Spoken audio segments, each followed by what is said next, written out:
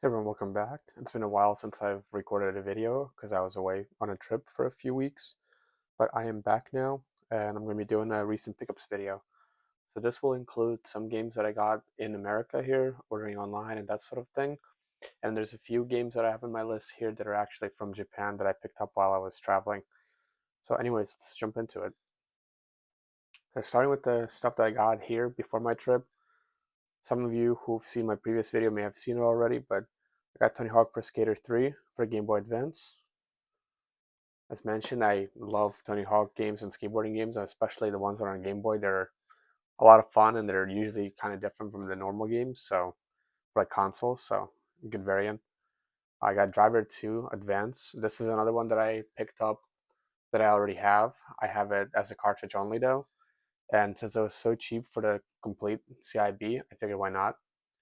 It's definitely an OG series driver. A lot of fun on PlayStation. Definitely not the best on a Game Boy, but it's still neat. Then we have Star Wars Flight of the Falcon. So I looked at this, a few videos of it, I played it a little bit, and it actually looked like a lot of fun for a Game Boy game, so I picked it up. So, and I am a fan of Star Wars, so it's pretty cool to have. The next item is actually also Star Wars related. We have Star Wars Shadow of the Empire.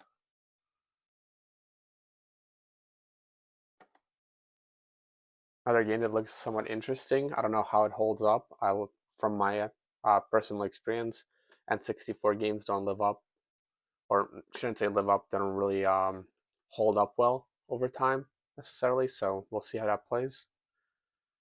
Next item we have is Atom Family Values. Got this via recommendation from a friend, and it's definitely a fun game. I tried it. I tried to do a playthrough of it, but unfortunately, when it's your first playthrough, it's kind of tough, especially if you don't know where you're going. And when you die, you pretty much have to restart the whole level. So, or from like a checkpoint, it's pretty far. Not the whole level, but a checkpoint. And yeah, it's kind of tough. Like I mentioned, for a first playthrough, definitely not user friendly. If you're trying to record or do a playthrough, maybe if you're playing on your own time, it's okay. But yeah, the next time we have Civil War Secret Mission. So I actually played this game long, long time ago, and I recently picked it up again because it was like super cheap. I think like $10 or something on eBay. So and uh, it's not like a traditional thing where you would imagine like they're all standing in line shooting at each other. You do move around freely a little bit, and yeah, it has a little bit more of a modern feel to it, but with Civil War style. Obviously, the weapons, the uniforms, and that sort of thing. Some historical stuff in there. So, and then to go in line with that, we also have Battle for the Pacific by History Channel. I think I played this one a long time ago as well, but and it was fun. I mean, for what it's worth, it's a T-rated game by History Channel, so nothing too crazy, but it was still decent. Now let's jump into Japan trip goods that I got. So the first item here is Fun Mission Involved. This one, the reason that I got this, besides the fact that it was literally like $3, is the fact that it has a different cover art, and I'll try to put on a screen here what the cover art looks like for the NA edition, but as I have never seen or seen the comparison of them, but this is the Japanese cover. So the next item that we have here is Super Mario for the Game Boy Advance from the Famicom Mini series. It's pretty cool. It's fairly cheap, something unique and different. So I was happy to pick that up. Next item, I wanted to look for some games that were like Japan exclusive, and this was one of them, released by Konami. The box looks great, it's in a good shape, and it was a great price, especially compared to if you were trying to like buy it on eBay or somewhere in America. So,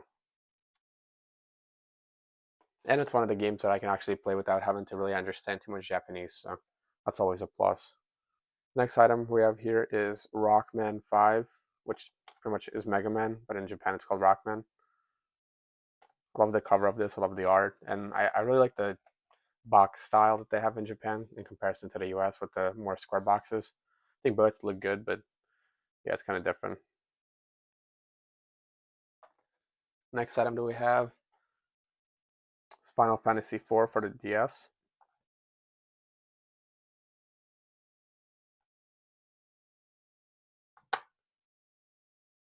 So we have the manual, we have the game and everything, so pretty cool. So now we have Fire Emblem, and this specific Fire Emblem I think is only released in Japan, which is part of the reason why I picked it up. I have a Fire Emblem Warriors for 3DS, and it's a pretty fun game. I do like the Fire Emblem series. I want to get more into them, but with the cover art and everything that this game had, being an exclusive and all, I figured it'd be great to have in a collection. And yeah, let's see if I can play it. I think there's one game that I picked up that doesn't have English support.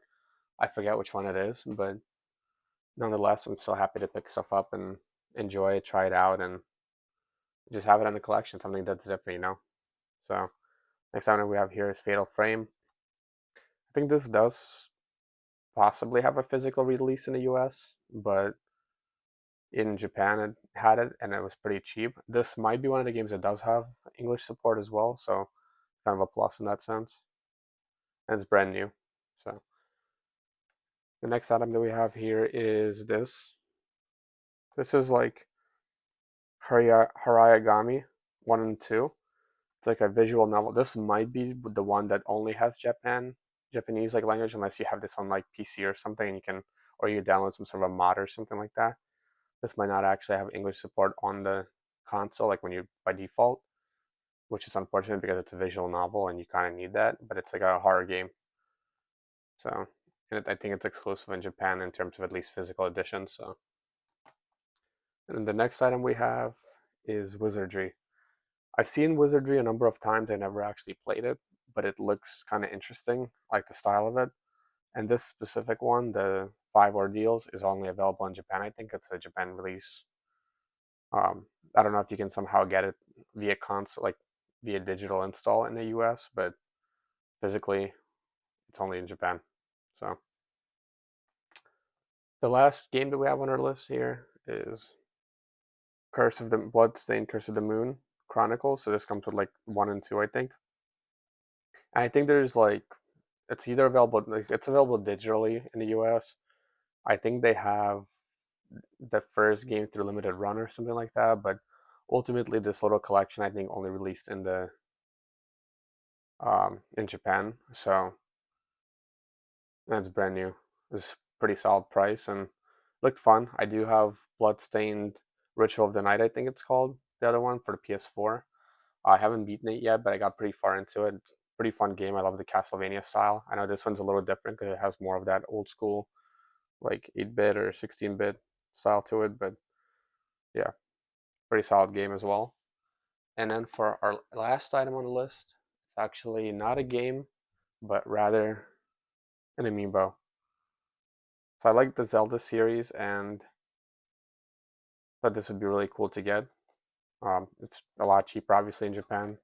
A little bit of like a bit of a crease here from packing it and trying to fit everything in my bags, but overall still in good quality, good condition, and like I said, cheaper than getting it in the US.